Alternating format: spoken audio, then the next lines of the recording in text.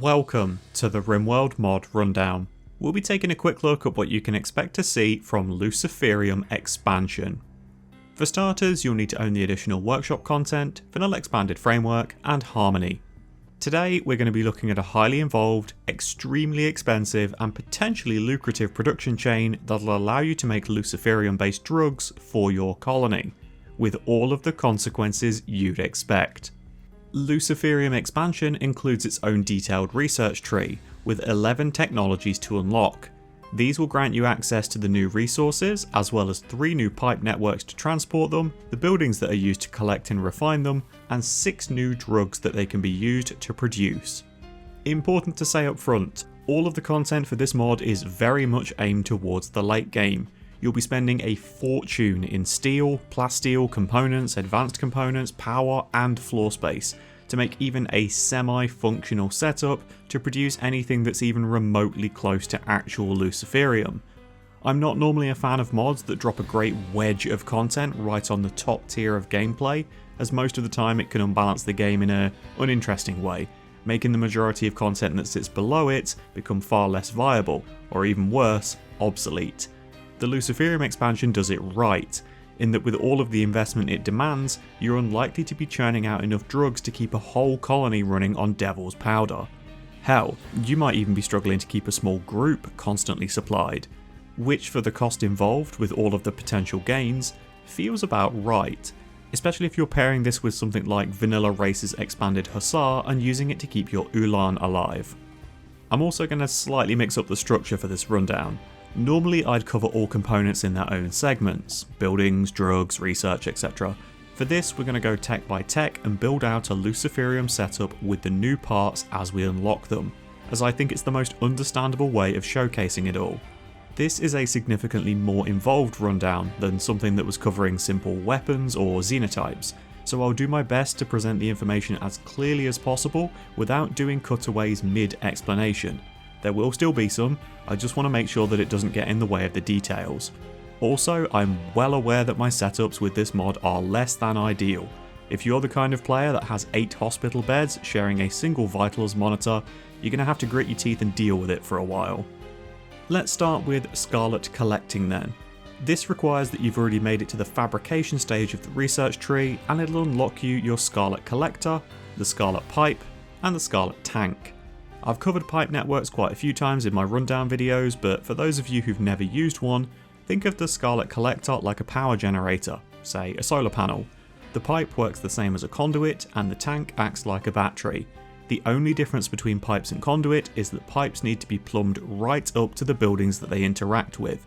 They don't have little wires like conduits do.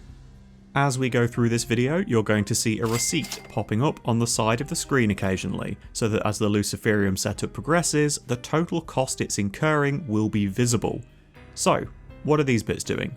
Your Scarlet collector is going to be attracting Scarlet particles via magnets. Fucking magnets, how do they work? Because they're so rare, the very few that can be collected are typically contaminated, resulting in collected material becoming known as Scarlet sludge, which is what you'll be pumping into your tanks for storage right now. As you can see from the values at the bottom left, there is a limited amount of Scarlet sludge in the atmosphere, so it's possible to deplete the entire planet's supply. This can be addressed much later down the tech tree.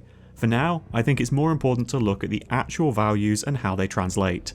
One Scarlet collector is able to collect 36 litres of sludge a day, with that translating over to roughly 1.9 Luciferium per year.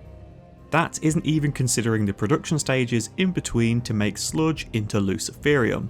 With around 92,000 litres of sludge in the air for this colony, you can see that it'll take roughly 2,560 days to deplete the supply, or 42 in-game years.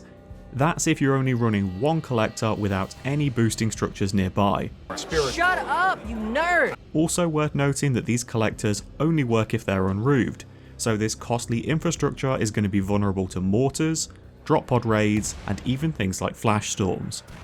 We'll cover the easier techs next. The Scarlet magnet research unlocks the structure of the same name. Up to 4 of these can be connected to a Scarlet collector, with each adding an additional 10% to collection speed, resulting in a final value of 140%. These can connect to multiple collectors too, so this is where smart positioning will become very important if you're building a large Luciferium setup. You will want each magnet ideally impacting all of the nearby collectors. Value and productivity are going to be king in a Luciferium setup. Next we have the Scarlet Arch, unlocked from the research of the same name. This behaves similarly to a Scarlet Magnet, only that it increases collection speed by 15% and caps at 2 connected per Scarlet Collector instead of 4. This pushes you up to a rate of 170% if you've been stacking these buildings so far. Finally, you have Atmosphere Scarlet Collecting, which unlocks the Scarlet Flat Magnet Net. Again, it'll behave like the magnet in the Arch, with it increasing collection speed by a whopping 30%, but only one of these may link to each collector. So ideally, you want this in the middle of your little collection setup to save on cost where possible. This will push your collector to a nice round 200% if you've used all of the buildings mentioned together. A quick note for the collectors and the supporting buildings. All of them can be minified and reinstalled as and where you need them, so don't be afraid to juggle your setup around a few times to make sure that you're getting the most bang for your buck. This stuff gets really expensive to build, and you absolutely want to get all the efficiency out of it that you can from every individual part. Alright then, we've got some collection set up, can we actually start doing something with it now? Let's unlock Scarlet Refining and get to work. Obviously, as you're able to start making drugs from this tech now, you're going to want a drug bench unlocked and built somewhere in the base. As it has more than just one function, I won't be counting the cost of a drug bench into this setup, as you might already have one for medicine production, or maybe your colonists are all crackheads. I'll tell you what, that crack is really Moorish. Your Scarlet Refinery is where things start to actually happen, with it being able to process Scarlet Sludge into either compressed sludge or Scarlet Mechanites. This is where it might get a little overwhelming if you're using this mod for the first time. This one building has 3 pipe networks connected to it. It'll need to be fed sludge from your collectors and tanks, then you'll either need a compressed sludge platform, a Scarlet Mechanite platform, or both connected to this building, either by placing them directly beside it, or by using a newly unlocked pipe network from this research to reach them. So why do we have 2 potential resources? Because Scarlet Particles can be processed in different ways to make different drugs. You'll need to look ahead at what you're wanting to produce to decide on what output you want the refinery to be making. 1 compressed sludge needs 12 Scarlet Sludge. Our current collector, with all of its fancy additions, is producing 72 litres of this a day, so you could make 6 compressed sludge per day from 1 fully efficient standard collector. Scarlet Mechanites, on the other hand, require 48 Scarlet Sludge, so you're going to be making 1.5 per day per collector. This is why you're likely going to want to unlock all of the efficiency boosting items for your Luciferium empire first. Rather than starting out by building rows and rows and rows of collectors, you can simply add 4 magnets, 2 arches, and 1 flat magnet to your setup, and it will double the output of all of your nearby collectors, because despite the setup I'm showing, you're definitely going to want more than just 1 collector. The visual is purely for the sake of simplicity. So what can we make? You've unlocked 2 brand new drugs with this research, Lifter and Scarlet Eye. Let's start with Lifter, which is the only drug made using compressed sludge. Each dose of Lifter will need 3 compressed sludge. Remembering the math from a little bit earlier, that means that you can make 2 of these every day from 1 fully boosted standard collector. Lifter will work to alleviate the need for another hit of Luciferium, as well as giving any unaffected pawn that takes a single dose of it a brand new Luciferium addiction. With this mod is the introduction of a tolerance for the effects of Scarlet Mechanites, so you can't repeatedly pound away on a variety of insanely hard drugs and continually get long-lasting and highly impactful benefits. Lifter itself gives a pretty solid bonus all around. It immediately restores some need for sleep, as well as lowering the rate that tiredness grows. It halves pain, adds 15% to movement and 5% to consciousness. The reason the description says it can't keep a full Luciferium addiction satisfied is due to its 2% random overdose chance, which can potentially be disastrous when you have to take a dose every 6 days. Next up is Scarlet Eye, costing 6 Scarlet Mechanites, 2 Plasteel and 1 Nutramine per dose. To put that into context, our old faithful collector setup, running at 200%, would produce 6 Scarlet Mechanites in 4 days. That is 4 days for a single dose of this drug. Why is it so expensive, I hear you asking? This is one of the drugs included in the Luciferium expansion that isn't guaranteed to hit the pawn with a full addiction if they're only taking a sensible dose. The minimum tolerance for triggering an addiction is 30%, with each dose giving 20% tolerance and needing 13 days between hits before being considered a safe dose interval. Theoretically, your colonists can keep a vial of this in their back pocket for emergencies and use it once a month without any risk, as there is no overdose chance tied with this drug. Scarlet Eye will wake a pawn up a little, add 10% to consciousness, 15% to manipulation, 20% to movement, a massive 120% bonus to sight, and lower pain down to 80%. If you're using this on your ranged pawns, they'll be able to shoot the bollocks off a fly whilst under its effects. That is the big difference between using Sludge and Mechanites. One is a far more refined and safe option, whereas the other is down and dirty, but far easier, cheaper, and quicker to produce. If you're looking to run an empire that mainly trades in narcotics, you probably want to churn out vast quantities of lifter and unload it on whatever shady traders are visiting or orbiting overhead. It's the fastest to make, and pound for pound, the most profitable. You just don't want any of your own pawns using it, because it'll bring your colony to ruin. Next up is the research and drug Scarlet Smelling Salts. Costing 4 Mechanites and needing 1 Plasteel per dose, they're slightly quicker to produce than Scarlet Eye and don't require the additional expensive resource of Nutramine. However, they are significantly less impactful in combat and work scenarios, with bonuses that lean more towards giving a high risk patient a quick boost to recovery, while still being viable for pawns getting on their feet if they get raided at bedtime. Smelling salts can be safely used around every 3 days, making them more reliable to keep on hand than Scarlet Eye for that little pick-me-up, with no risk of a Luciferium addiction until the pawn is at 20% tolerance. A hit will provide a small amount of rest, 20% blood filtration, 10% blood pumping, 10% breathing, 5% consciousness, 30% manipulation, 20% sight, and very slightly lower pain felt. To me, these drugs exist almost solely to help pawns that should be recovering from diseases or infections get on their feet and help fight off a raid for a few hours, as the duration of the effect is very short-lived, meaning it won't be a long-term solution for a nasty illness, but it would negate the time spent outside of a hospital bed when they should have been resting. Now we have Red Flicker, which looks like Darth Vader's vape pen. You won't be able to see the impact of taking Red Flicker on the drug's information panel because it's a multi-stage effect. The cost of the drug itself is substantial, requiring 8 Scarlet Mechanites, 4 Psychoid Leaves and 4 Plasteel. So maybe now's the time to consider diversifying your drug empire and making a little flake or yayo on the side for the orbital traders, as you're likely to have spare Psychoid around the base that would otherwise be going to waste. As you'd expect for a drug that demands 8 Mechanites to produce, it's extremely impactful for a pawn that takes it, with its safe interval not actually being that bad, taking only 8 days to remove any tolerance buildup.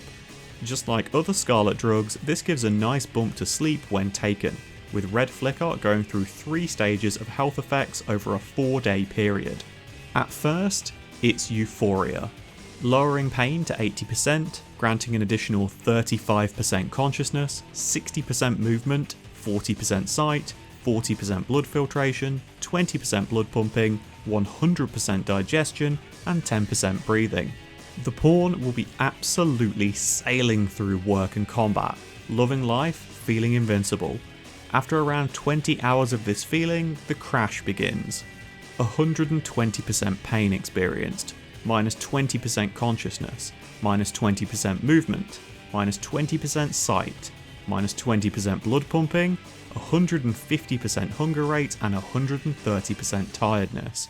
Their skin tingles, their heads foggy, their feet feel like lead, vision is dark and blurry, the heart is erratic and uncomfortable, a stomach tied in knots and fatigue that will not shift. You'll get to guide a pawn through around 60 hours of withdrawal symptoms, and thankfully, eventually, it'll clear. With around 18 hours left of the red flicker effect, they'll have a minus 5% consciousness, minus 5% movement, 120% hunger rate, and 180% tiredness. The worst is over. Their head and muscles ache, but they do function. They just want to sleep. Once this last stage passes, the pawn is back to normal. The next drug research is anything but back to normal, because now we have Last Wish. This unlocks two new drugs, Last Wish itself and something known as mecha suppressors. Last Wish is an even more severe form of a Luciferium addiction, if you can imagine such a thing, with a single dose of this costing a whopping 20 Scarlet Mechanites. This is clearly not something you'll be making or taking lightly. As with most of these drugs, it also costs 8 plasteel and 4 Nutramine, so why is it so expensive? Last Wish is like overclocking a Luciferium addiction, applying an extra 4 buffs on top of what Luciferium already offers. So in total, you're looking at an additional 70% blood filtration, 15% blood pumping, 10% breathing, 25% consciousness, 40% digestion, 20% movement, 35% sight, and pain lowered to 80%. Not to mention, now that you've already got that Luciferium addiction, there is very little to stop you throwing on Red Flicker, Smelling Salts, and Scarlet Eye when needed. In fact, you'll likely want to, as these drugs will keep the need for Luciferium fed without having to take a hit of pure Lucy itself. So what's the cost? That would be inner organs weakening. Whilst a Luciferium addiction requires fresh doses to avoid a psychotic break and brain meltdown, Last Wish is a ticking clock that cannot be stopped. Taking 8 days to fully progress, it goes through stages of Initial, which is a little painful with a small hit to blood filtration. Minor, which is more painful, impacting blood filtration, blood pumping, digestion and breathing as internal organs begin to struggle. At moderate, these effects are amplified, a constant 25% pain, minus 5% consciousness, 5% movement, 5% sight, 20% blood filtration, 10% blood pumping, 20% digestion and 10% breathing, as more organs have been impacted and the pawn is feeling it now. When it becomes extreme, pain is near unbearable at 60% constantly. Degradation of organs now hits consciousness by 10%, movement by 10%, sight by 30%, blood filtration by 20%, blood pumping by 40%, digestion by 30%, and breathing by 20%. And then, something amazing happens. It's time to cut loose, no holding back. So show them who you are, what you're made of. The pawn accepts the inevitable, entering a stage called Revelation. Whilst they are hit with 75% pain, pain itself is set to just 10%, so they don't care about it. Consciousness goes up by 25%, movement by 20%, sight by 30%, blood filtration by 100%, blood pumping by 40%, digestion by 30%, and breathing by 10%. Their body is surging with adrenaline constantly as it balances on this knife edge of mortality. All of these buffs further stacking with the effect of Luciferium and overclock mechanites to turn the pawn into a living, breathing deity for all the time it's active. This, of course, cannot last forever. Finally, the pawn reaches a stage of meltdown and their stats tumble through the floor. They'll be crippled from the pain and near useless. Only a few hours remain before the inevitable promise of the drug is fulfilled. Brain death. This is where mecha suppressors come in. Costing Nutramine and a dose of pure Luciferium, they're capable of granting a pawn on Last Wish one more day by turning back the severity of their inner organs weakening. The smart thing to do, if you're seriously considering using this, is keeping the pawn in that sweet spot of revelation. Of course, the suppressors themselves aren't perfect, with a pawn only being able to take 7 doses before the additional damage inflicted upon the body is simply too much, causing them to die outright rather than extend the duration of their last wish if they take an 8th dose of mecha suppressors. This leaves you with a maximum of 15 days from taking that first hit of last wish to the final, laboured, exhausted breaths. Remember that this effect destroys the brain too, so deathless pawns cannot simply shrug it off. There are, however, some positively ghoulish applications of this drug, I'm sure. Next in the tree is Scarlet Mastery. This finally allows you to make pure Luciferium, as well as unlocking the structure of a Luciferium health simulator. Luciferium, as you'd expect, is costly to make in its purest form, requiring 24 Scarlet Mechanites for a single dose.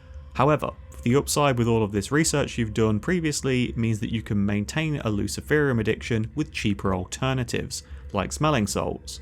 You may now also notice why the amount of scarlet sludge in the air was measured in doses of Luciferium on your collector, as the numbers themselves are relatively large to work with as they get thrown into multiple production chains, so showing farm to table as it were makes it a little easier to comprehend. This Luciferium can be used to make the new building, a health simulator. This goes inside your hospital, connecting to nearby hospital beds, to provide a bonus 5% medical tend quality and 3% additional surgery success rate. Only one of these can be connected to each bed, so the bonus doesn't stack, but they are able to connect to all of the beds around them, so whilst the bonus may not be huge, for a hospital, every little helps. Last bits of research now. First up, we've got reinforced cores. This unlocks the Advanced Scarlet Collector and the Scarlet Attractor. The Advanced Collector pushes your Scarlet collection capabilities to the maximum possible, having a base efficiency of 180% against a standard collector's 100%, meaning that with the additional buildings to support it, it reaches 280% and produces 100 litres of Scarlet Sludge a day, a lovely round number. This translates over to 5.3 Luciferium per year versus the 3.8 of a normal collector, and of course it's using twice as much power, costing advanced components instead of normal ones, using more steel and plasteel, but when something like space around the magnets is at a premium, you want every bonus you can possibly get. For some quick and dirty maths, you'd need around 15 of these advanced collectors supported by a full magnet setup to successfully draw in all of the starting Scarlet Sludge within a year. That's 1,940 steel, 236 plasteel, 8 components, 19 advanced components, and 11,510 watts of power needed to draw 80 Luciferium. That's only counting for collectors and magnets too, no pipes, tanks, refineries or platforms. All of this wealth is going to be on top of whatever else you're making or storing in your base. Luciferium is expensive business, extremely expensive business. It's why you don't want to get into this stuff lightly. If you're not already at your raid cap, which is 1 million silver, this will pretty quickly get you there.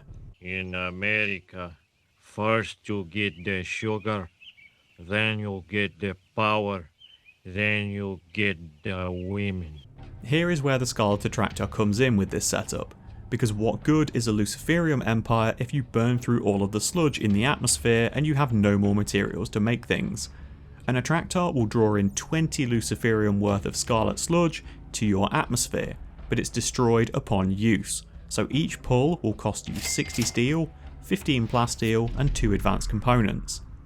Now comes the question, of course, what is the correct aim for how much you should be making every year? Yes, there's 80 Luciferium worth in the atmosphere to begin with, but if this device pulls in 20, should you be aiming to do around 20 a year instead? Or burn 4 of these to make a full atmosphere's worth every year to keep your empire ticking over? Of course, there's going to be no definitive right answer for it. It'll be down to how many resources you have and how you're actually utilising this. If you're aiming to use 1 attractor a year, that means you need around 4 advanced collectors to fully clear the atmosphere, giving you 4 years worth of Luciferium in the air before you need to even start using attractors too.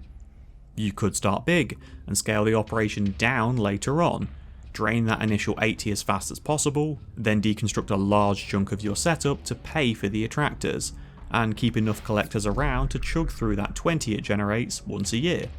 The choice is entirely yours, but you will still need a significant setup to make even a small amount of goods, so you might as well dig a little deeper into it and get the most value out of it possible. The last bit of research is Scarlet Automation. This unlocks you the Luciferium synthesizer and the precision boosters. The synthesizer works with the Scarlet Mechanites pipe network to turn Mechanites into Luciferium directly, without needing to extract them and take them to a drug lab. Of course, if you're pulling away from your refinery to do this, you'll likely want to turn off the output at the Scarlet Mechanites platform, so that they aren't fighting over the refinery's production. Initially, the synthesizer needs 24 Mechanites to make 1 Luciferium, which is the same cost as if you were making it at a drug lab, only saving you a little bit of labour.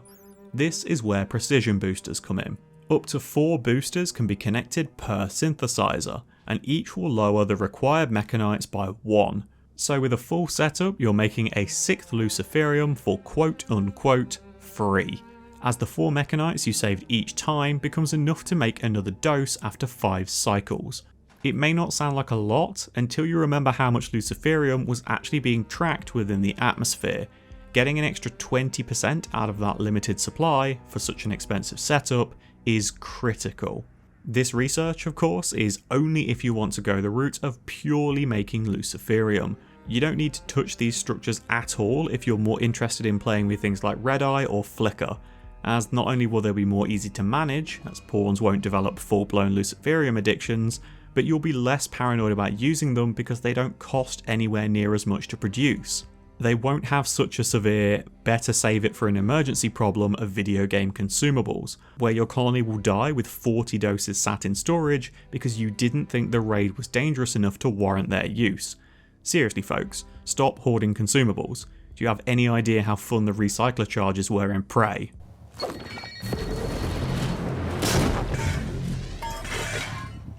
The last bit to mention is a structure that you cannot build yourself. The Luciferium Medical Pump.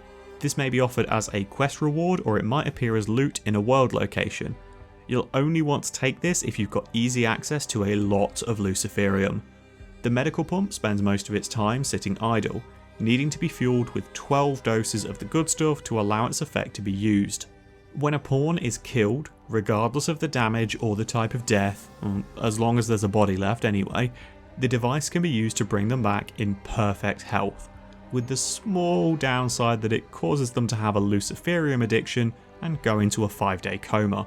If they had a Luciferium addiction prior to this being used, the coma will be far shorter, only lasting 24 hours.